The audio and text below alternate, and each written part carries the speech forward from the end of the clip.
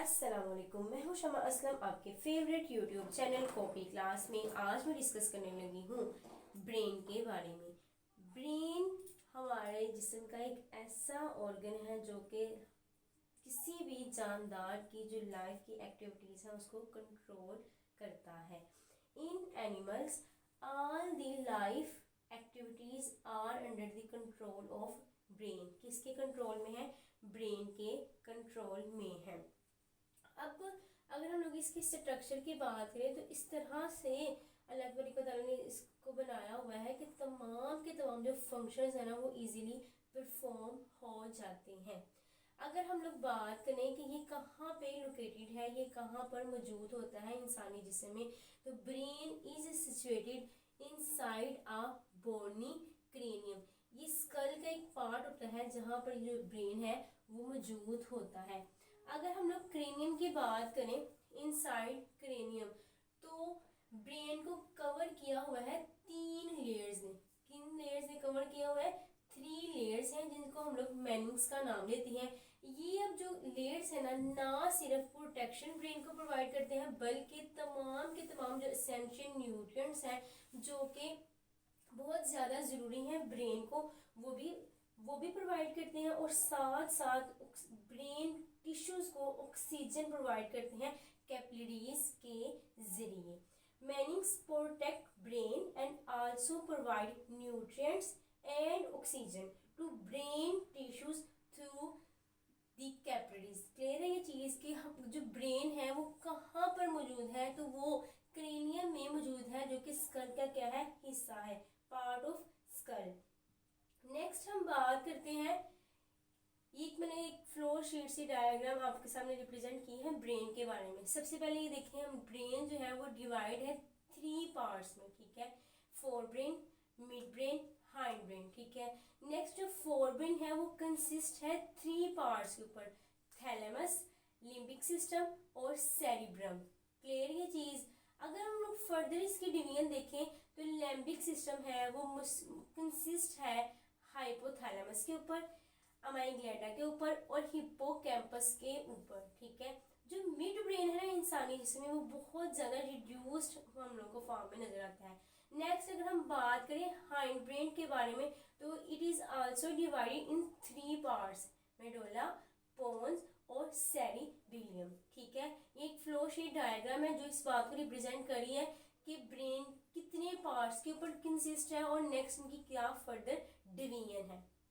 सबसे पहले हम लोग डिस्कस करेंगे फोर ब्रेन के बारे में। किसके बारे में हम लोग पढ़ने लगे हैं? फोर ब्रेन के बारे में। ये सबसे लार्जेस्ट पार्ट है ब्रेन का। अगर हम लोग दिमाग की बात करें तो सबसे ज्यादा जो ब्रेन का जो हिस्सा है वो फोर ब्रेन के ऊपर कंसिस्ट है, फोर ब्रेन के ऊपर मुश्तमिल है, ठीक है। अगर हम लोग सबसे ज्यादा ये ह्यूमंस में ना हाईली डेवलप्ड हम लोग इसको इजीली स्टडी कर सकते हैं। It is most highly developed in humans. Next है क्या है जिसके हम लोगों ने डिवीजन की हुई है, इसके इंपॉर्टेंट पार्ट्स को हम लोग डिस्कस करते हैं। फर्स्ट ऑफ ऑल है थैलेमस। क्या है? थैलेमस। थैलेमस का क्या काम है जी? थैलेमस जो कि बिल्कुल सेरिब्रम के बिल्कुल जो है ना वो नीचे लोकेटेड है। कहाँ पर ही मौजूद है? सेरिब्रम के नीचे। कौन मौजूद है? थैलेमस। ये देखेंगे यहाँ पे हम लोग को नजर आ रहा है कि थैलेमस कहाँ पर मौजूद है, बिल्कुल सेरिब्रम के नीचे। अब ये इसने क्या करना है, ब्रेन और स्पाइनल कॉर्ड के जो मुख्तलिफ हिस्से हैं ना उनका आपस में ताल्लुक बरकरार रखना है। क्या करना है? कनेक्शन प्रोवाइड करना है स्पाइनल कॉर्ड के दरमियान और ब्रेन के दरमियान। थैलेमस की हम बात कर रहे हैं। थैलेमस ने कैरीज करनी है सेंसरी इंफॉर्मेशन। इसने किस तरह की इंफॉर्मेशन को लेना है? सेंसरी इंफॉर्मेशन को लेना है लिम्बिक सिस्टम के दरमियान और सेरिब्रम के दरमियान, ठीक है। किन सिस्टम के दरमियान? लिम्बिक सिस्टम और सेरिब्रम के दरमियान। अब इंफॉर्मेशन जो है ना उसमें सेंसरी इनपुट्स हैं। क्या इसमें इन्वॉल्व है? सेंसरी इनपुट्स जो कि हम लोगों ने एडिटोरी या फिर विजुअल पाथवे के जरिए ली गई हैं। वो अब जो सिग्नल है, जो सेंसरी इनपुट्स हैं, वो हमें स्किन के से भी आ सकते हैं और हमारे जो स्किन के अलावा जो दूसरे पार्ट्स है ना उससे भी हम लोगों को सेंसरी इनपुट जो है ना वो मिल सकती है। किसको मिल सकती है? थैलेमस को। The information includes sensory input, ठीक है, किस फॉर्म में इंफॉर्मेशन है, सेंसरी इनपुट की फॉर्म में, जो कि हम लोग एडिटरी और विजुअल पाथवे से ले रहे हैं। किन हिस्सों से ये मिल रही है, स्किन से मिल रही है और बॉडी के दूसरे हिस्सों से मिल रही है। नेक्स्ट हम बात करते हैं फोरब्रेन के सेकंड पार्ट की, जो कि है लैम्बिक सिस्टम। अब ये जो लैम्बिक सिस्टम है ये कहाँ पर मौजूद है, ये थैलेमस और सेरेब्रम के दरमियान एक आर्क है। ये क्या है, एक आर्क है, इनके दरमियान, थैलेमस के दरमियान और सेरेब्रम के दरमियान। अब नेक्स्ट हम लोग इसके फंक्शन के बारे में डिस्कस करते हैं कि इसका फंक्शन क्या है। फंक्शन, लैम्बिक सिस्टम ने हमेशा इकट्ठे काम करना है ताकि ज्यादा जो मोस्ट बेसिक और प्रीमिटिव फॉर्म में जो इमोशंस है ना उसके ऊपर जो ना ये अपना फंक्शन परफॉर्म कर सकता है। इसकी में मुख्य तरह के बिहेवियर्स ही शो कर सकता है, जैसे कि खौफ, गुस्सा, सुकून, भूख, ठीक है, जो प्यास लगती है, ये जो खुशी महसूस होती है, तो इसके बारे में जो कलेक्टिवली जो फंक्शन परफॉर्म करता है ना वो लैम्बिक सिस्टम ही परफॉर्म करता है। अब जो थोड़ा सा जो पोर्शन होता है ना लैम्बिक सिस्टम का वो बहुत ज्यादा जरूरी है for the formation of memories, ठीक है। The portion of limbic system is also important in the formation of memories. कुछ मेमोरीज बनाने के लिए भी इसका जो पोर्शन है वो बहुत ज्यादा अहम है। अब नेक्स्ट जो है ना लैम्बिक सिस्टम की भी हम लोगों ने क्या है फर्दर जो है ना वो डिफाइन करते हैं। इसके 3 पार्ट्स बेसिकली, एक है हाइपोथैलेमस, दूसरा है एमिग्डाला और थर्ड है हिप्पोकैम्पस। सबसे पहले हम लोग बात करते हैं हाइपोथैलेमस के बारे में। अब जो हाइपोथैलेमस है ना इसका जो काम है ना वो हार्मोन की प्रोडक्शन है। क्या है इसका काम, हार्मोन की प्रोडक्शन और कनेक्शन प्रोवाइड करता है किन किन के दरमियान, एज ए एक्ट करता है कोऑर्डिनेटिंग सेंटर के तौर पर। किसके तौर पर काम करता है, कोऑर्डिनेटिंग सेंटर के तौर पर। उसकी रीजन क्या है कि इसने न्यूरल कनेक्शन करवाना होता है। क्या करवाना होता है, न्यूरल कनेक्शन करवाना होता है। The hypothalamus through it's hormone production and neural connection, इसने किसके तौर पर काम करना है, इसने एक्ट करना है एज अ कोऑर्डिनेटिंग सेंटर के तौर पर, ताकि कंट्रोल कर सके बॉडी का टेम्परेचर, भूख को और menstrual cycle as well as water के बैलेंस को मेंटेन कर सके। और साथ साथ इसका ये भी काम है कि जितना भी हमारा सोने और जागने का जो ड्यूरेशन होता है ना उसको भी ये मेंटेन करता है, उसको भी ये कंट्रोल करता है। कौन करता है, हाइपोथैलेमस। अगर हम लोग हाइपोथैलेमस के साइज की बात करें तो जिस तरह हम लोग रफली हमें एक बादाम की शक्ल नहीं नजर आती, बिल्कुल हम लोग को हमें इसका साइज भी हाइपोथैलेमस का ऐसे ही नजर आता है। क्लियर है ये चीज कि हाइपोथैलेमस बेसिकली इसका साइज कैसा है, क्योंकि बिल्कुल जो है ना अबव मिड ब्रेन के बिल्कुल थोड़ा सा ऊपर, ठीक है, और थैलेमस से बिल्कुल ही जो नीचे मौजूद होता है। कौन मौजूद होता है, hypothalamus. Hypothalamus lies above mid brain and just below thalamus. Thalamus के बिल्कुल नीचे और मिड ब्रेन से थोड़ा सा ऊपर ये मौजूद होता है। इसका अगर सबसे इम्पोर्टेंट हम लोग हाइपोथैलेमस का जो फंक्शन अगर हम लोग देखें तो इसने कनेक्शन प्रोवाइड करना होता है, इसने एक राब्ता कायम करना होता है नर्वस सिस्टम के दौरान और एंडोक्राइन सिस्टम के से, ठीक है। It is a link between nervous system and endocrine system, ठीक है। अगर साथ साथ इसने पिट्यूटरी ग्लैंड की जो सीक्रेशन है इसको भी कंट्रोल करना है। It control the secretion of pituitary gland. अब ना सिर्फ ये पिट्यूटरी ग्लैंड की सीक्रेशन को कंट्रोल करता है बल्कि ये बहुत ज्यादा जो फीलिंग्स, जैसे मैंने ऑलरेडी आपसे डिस्कस कर सकती हूँ, गुस्सा, दर्द, खुशी, गम, इसको भी ये हाइपोथैलेमस क्या करता है, कंट्रोल करता है। Hypothalamus, thalamus, cerebrum is part of fore brain, ठीक है। नेक्स्ट हम बात करते हैं एमिग्डाला के बारे में। किसके बारे में बात करने लगे हैं, एमिग्डाला के बारे में। ये बेसिकली क्या है जी, ये न्यूरॉन्स का क्लस्टर है। किसका ये क्लस्टर है, न्यूरॉन का क्लस्टर है जिसने सेंसेशन करनी है, जिसने एहसास पैदा करना है खुशी का, ठीक है, सजा का, या फिर जिस तरह का भी इसको स्टिमुलेट मिलता है, प्लेयर हो, पनिशमेंट हो, ठीक है। अब ना सिर्फ ये इन चीजों चीज़ों का सेंसेशन करता है, बल्कि इसने क्या करना होता है, गुस्सा, जैसे ऑलरेडी मैं डिस्कस कर चुकी हूँ, तो वो एमिग्रेला का भी काम है। किसका काम है? एमिग्रेला का। नेक्स्ट फर्दर जो हम लोग डिस्कस करने लगे हैं, बहुत ही इंपॉर्टेंट पार्ट जो क्या है, हिप्पोकैम्पस। क्या है? हिप्पोकैम्पस। इसने क्या काम है जी? इसका सबसे अहम काम यानी कि इम्पोर्टेंट रोल है लॉन्ग टर्म मेमोरी की फॉर्मेशन में। किसमें? लॉन्ग टर्म मेमोरी की फॉर्मेशन में हिप्पोकैम्पस का अहम किरदार है। Hippocampus plays an important role in the formation of long term memory.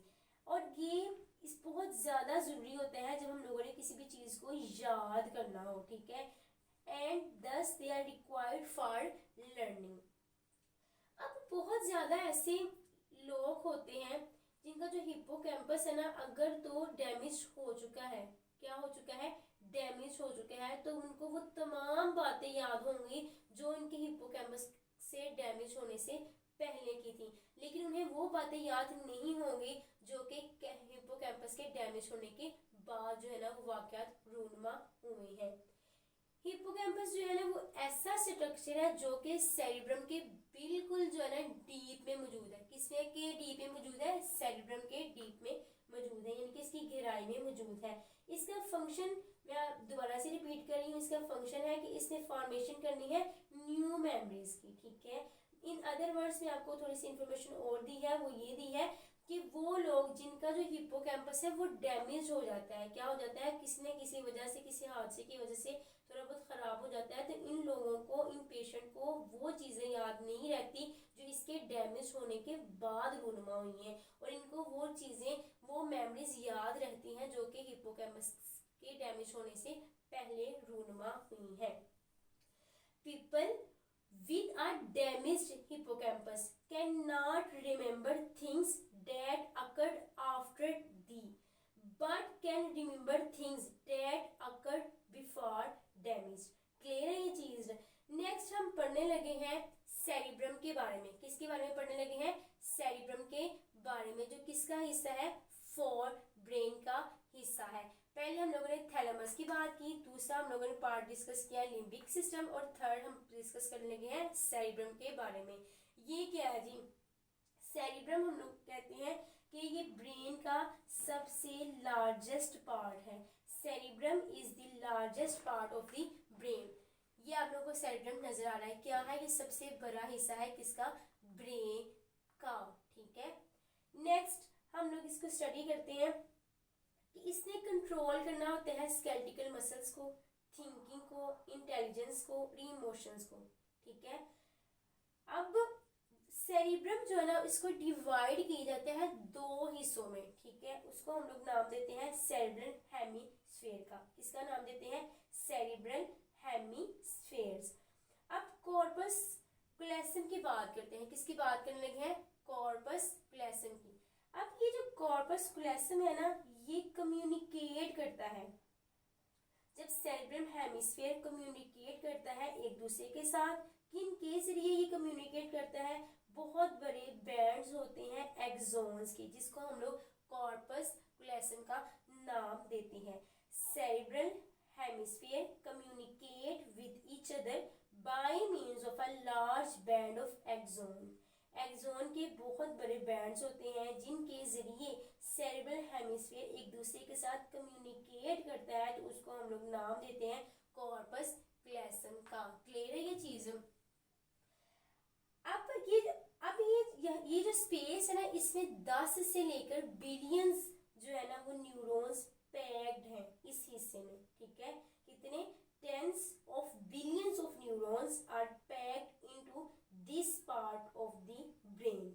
Cerebral cortex क्या है जी? सेरिब्रल कॉर्टेक्स, जो सेरिब्रम है ना, जो इसका आउटर पार्ट है ना, उसको हम लोग सेरिब्रल कॉर्टेक्स का नाम देते हैं। The outer region of cerebrum is the cerebral cortex, ठीक है। अब कन्वोल्यूशंस की बात करते हैं। जब भी आउटर रीजन जो है ना सेरिब्रम का, उसने फोल्ड्स बनाने हैं, क्या बनाने हैं? फोल्ड्स बनाने हैं, तो उसको हम लोग कन्वोल्यूशंस का नाम देते हैं। अब इन फोल्ड्स की वजह से सेरिब्रम यानी कि इस हिस्से का जो सरफेस एरिया ना वो इंक्रीज कर जाता है। जब सरफेस एरिया इंक्रीज हो कर जाता है तो बहुत ज़्यादा जो फंक्शंस है वो इजीली परफॉर्म हो हैं। अब इस सेरिब्रम कॉर्टेक्स है ना, उसको डिवाइड किया हुआ है सेरिब्रम को फर्दर 4 लोब्स में। एक है फ्रंटल लोब, ठीक है, पैरेटल लोब, ऑक्सीपिटल लोब और है टेम्पोरल लोब। सबसे पहले हम फ्रंटल लोब की बात करते हैं। किसकी बात करने लगे हैं? फ्रंटल लोब की। इसका फंक्शन क्या है जी? इसने कंट्रोल करना है मोटर फंक्शंस को। किसको कंट्रोल करना है? मोटर फंक्शंस को कंट्रोल करना है। ना सिर्फ मोटर फंक्शंस को कंट्रोल करना है, बल्कि जैसे बेहोशी या होश परमिट्स करनी है, कॉन्शियस की आगाही रहे, हम लोग बिल्कुल एक्टिव रहे, ठीक है। और कंट्रोल करना है स्केलेटल मसल्स को। ना सिर्फ इसने स्केलेटल मसल्स को कंट्रोल करना है, ठीक है, बल्कि हमारे जो बोलने की मूवमेंट्स हैं उनको कोऑर्डिनेशन में भी अहम किरदार अदा करना है। And coordinates movements involve in speech is also the function of frontal lobe. किसका फंक्शन है? फ्रंटल लोब का फंक्शन है। अब जो पेरिटियल लोब है ना, इसका क्या काम है जी? पेरिटियल लोब ये है, आपको नजर आ रहा है। इसका काम है, इसके पास सेंसरी एरियाज हैं जिन्होंने रिसीव करनी है इम्पल्सिस को, मैसेजेस को स्किन के जरिए। किसके जरिए? स्किन से इसने मैसेजेस को रिसीव करना है। Parietal lobe contains sensory areas that receive impulses from skin. अब जो थर्ड है ना लोब, वो है ऑक्सीपिटल लोब। कौन सा लोब है? Occipital lobe. इसने रिसीव करना है, ठीक है, और एनालाइजिस करना है विजुअल इंफॉर्मेशन को। कौन सी इंफॉर्मेशन को? विजुअल इंफॉर्मेशन को। नेक्स्ट फोर्थ वाला लोब है, वो है टेम्पोरल लोब, जिसका फंक्शन है हियरिंग से कंसर्न है और स्मेल से। किससे? हियरिंग से और स्मेल से। अब मैं अगर ओवरऑल, ये तो अभी हमने बात की थी इसके लोब्स के बारे में, अगर हम लोग ओवरऑल फंक्शंस की बात करें कि सेरेब्रल कॉर्टेक्स के फंक्शन क्या है, तो इसका काम है, इसने रिसीव करनी है सेंसरी इंफॉर्मेशन को, ठीक है, उसको प्रोसेस करना है। ना सिर्फ रिसीव करना है, प्रोसेस करना है, बल्कि स्टोर कर देना है ताकि ये फ्यूचर में, मुस्तकबिल में काम आ सके मेमोरीज, ठीक है। In other words voluntary movement से में इसका अहम किरदार हम लोग को स्टडी करने में नजर आता है। अब मैंने ये भी बताया कि सेंसरी एरियाज भी इसके पास मौजूद है, जिन्होंने क्या करना है? सेंसरी ऑर्गन से इंफॉर्मेशन लेनी है। इन्होंने ये बताना है कि आइस में मतलब कि रोशनी मौजूद है, कुछ सुना जा रहा है या नहीं। तो ये सारा का सारा किसका फंक्शन आ जाता है? सेरेब्रल कॉर्टेक्स का फंक्शन आ जाता है। यानी कि जजमेंट, रीजनिंग, इंटेलिजेंसी में, ठीक है, और sending impulses to voluntary muscles is all are the functions of cerebral cortex. और सेरेब्रल कॉर्टेक्स क्या है? ये सेरिब्रम का आउटर रीजन है। किसका रीजन है? Outer region of cerebrum, that is cerebral cortex. अब जैसे मैंने आपसे डिस्कस किया था कि हम लोग सेरिब्रम को 2 हिस्सों में डिवाइड करते हैं, इनके सेरिब्रल हेमिस्फीयर। जो लेफ्ट साइड का जो है ना सेरेब्रल हेमिस्फीयर, वो कंट्रोल करता है बॉडी के राइट साइड को। किसको कंट्रोल करता है? बॉडी के राइट साइड को। और जो राइट साइड का जो सेरेब्रम है ना, उसने लेफ्ट साइड की जो बॉडी है ना, उसको कंट्रोल करना है। किसको कंट्रोल करना है? लेफ्ट साइड को कंट्रोल करना है। नेक्स्ट हम बात करते हैं, यहाँ पे भी मैंने इसको बहुत सारे बिल्कुल जो है ना वो मुख्तसर करके इसके फंक्शंस लिखे हुए हैं। सेरेब्रल कॉर्टेक्स के रिसीव करना है सेंसरी इंफॉर्मेशन को, इसके पास सेंसरी एरियाज वगैरह मौजूद है, ठीक है। अब नेक्स्ट हम लोगों ने बात कर ली फोरब्रेन के बारे में, इसके हिस्से के बारे में पढ़ लिया, ठीक है, यानी कि थैलेमस देख लिया, लिम्बिक सिस्टम देख लिया, उसके बाद हम लोगों ने सेरेब्रम के बारे में जान लिया।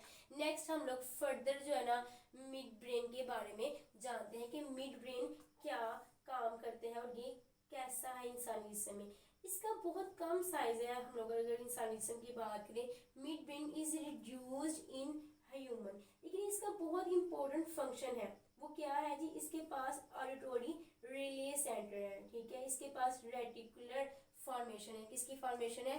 रेटिकुलर की फॉर्मेशन है। अब इसने क्या करना है? हाइंड ब्रेन और फोर ब्रेन के दरमियान जो है इसने राब्ता कायम करना है। इसने क्या करना है? रबत कायम करना है, कनेक्शन का काम करना है। क्या है इसके पास? रेटिकुलर फॉर्मेशन है। आप ये देखें यहाँ पर डायग्राम में, हम अब देखें तो मिड ब्रेन हम लोग को यहाँ नजर आता है, ठीक है। फोर ब्रेन और हाइंड ब्रेन के दरमियान जो ताल्लुक कायम है वो मिड ब्रेन की वजह से ही कायम है। किसकी वजह से कायम है? मिड ब्रेन की वजह से। Reticular formation is very important. ये जो रेटिकुलर फॉर्मेशन जो मिड ब्रेन में होती है ना, ये बहुत ज्यादा जरूरी है। वो किस वजह से जरूरी है कि इसने स्क्रीनिंग करनी है, छांटी करनी है इनपुट इंफॉर्मेशन की, ठीक है, ताकि जो है ना इससे पहले कि वो हाई ब्रेन सेंटर में एक्शन के तौर पर पहुंचे, इससे पहले इसको समझा जाए, इसको प्रोसेस किया जाए, यानी कि स्क्रीनिंग करनी है किसकी? इनपुट इंफॉर्मेशन की। किसने? मिड ब्रेन ने। नेक्स्ट जो है इसका हम लोग फर्दर जो है ब्रेन की जो थर्ड डिवीजन है उसके बारे में पढ़ते हैं, जो कि क्या है? Hind brain.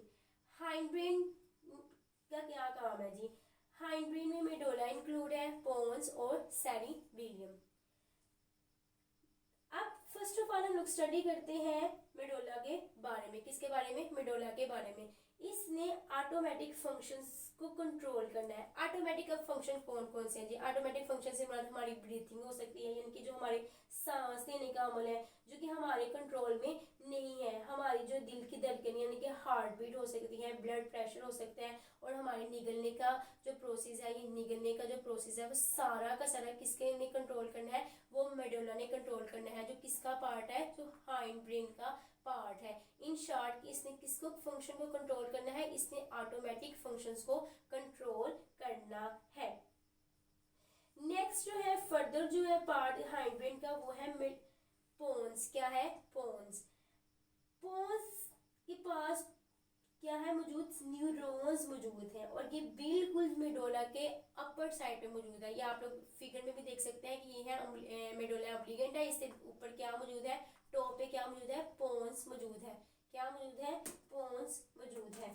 इसने ट्रांजिशन का काम करना है, यानी कि दरमियानी हालत जो होती है किसी भी जानवर की, स्लीप, इनके उठने और बेदारी के दौरान ही जो हालत है ना, इसने इसके ऊपर बहुत ज्यादा इन्फ्लुएंस करना है, अहम किरदार अदा करना है।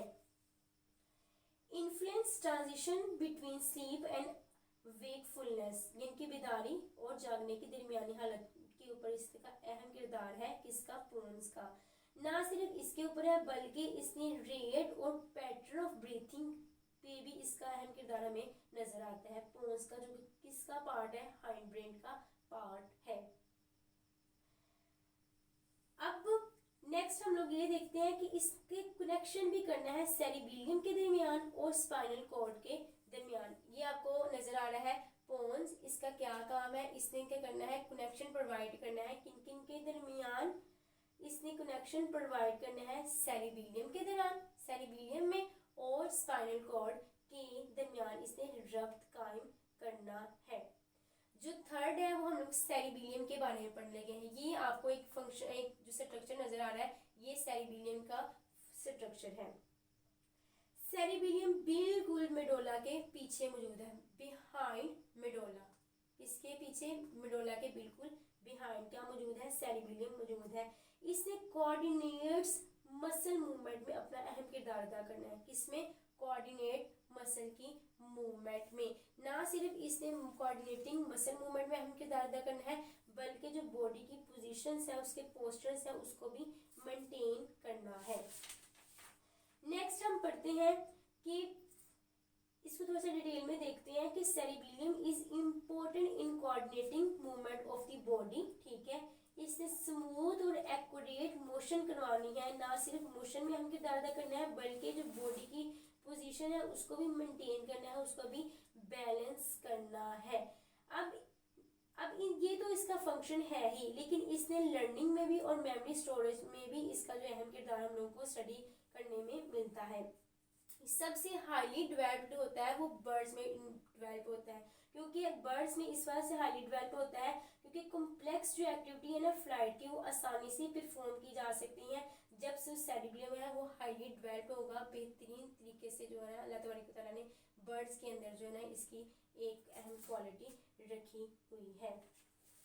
अब एक इंफॉर्मेशन आपको देती हूँ कि जो मेडुला ऑब्लिगेंटा, ठीक है, पोन्स और मिड ब्रेन, ठीक है, मिड ब्रेन, पोन्स और मेडुला ऑब्लिगेट, इन सब ने क्या करना होता है? कनेक्ट करना होता है ब्रेन के हिस्से को स्पाइनल कॉर्ड के साथ। किसके साथ? स्पाइनल कॉर्ड के साथ। किसने? पोन्स ने और ओब्लिगेटा ने कनेक्ट करना है ब्रेन को, रेस्ट ऑफ द ब्रेन को किसके साथ, स्पाइनल कॉर्ड के साथ। इसलिए हम लोग इनको कलेक्टिवली ब्रेन स्टेम का नाम देते हैं। किन किन को, मेडुला ऑब्लिगेटा को, पोन्स को और मिड ब्रेन को किसका नाम देते हैं, ब्रेन स्टेम का नाम देते हैं। आज हम लोगों ने डिस्कस किया था ब्रेन के बारे में कि उसका क्या काम है। नेक्स्ट इसके पार्ट्स हम लोग डिस्कस किए, जैसे कि फोर ब्रेन आपको यहाँ पे नजर आ रहा है, मिड ब्रेन ये है और हाइंड ब्रेन ये है। नेक्स्ट हम लोगों ने सेरेब्रम को डिस्कस किया, इसके डिफरेंट जो है फ्रंटल लोब, इसके लोब्स के बारे में डिस्कस किया, कॉर्पस क्लैसम के बारे में जानने की कोशिश की कि ये बेसिकली क्या है। अगर तो कोई क्वेश्चन है तो जरूर कमेंट बॉक्स में पूछेगा। अपना ख्याल रखिएगा, दुआ में याद रखिएगा। मिलते हैं नेक्स्ट वीडियो में। होपफुली आपको ये लेक्चर बहुत अच्छे से अंडरस्टैंड हुआ होगा। अल्लाह हाफिज़।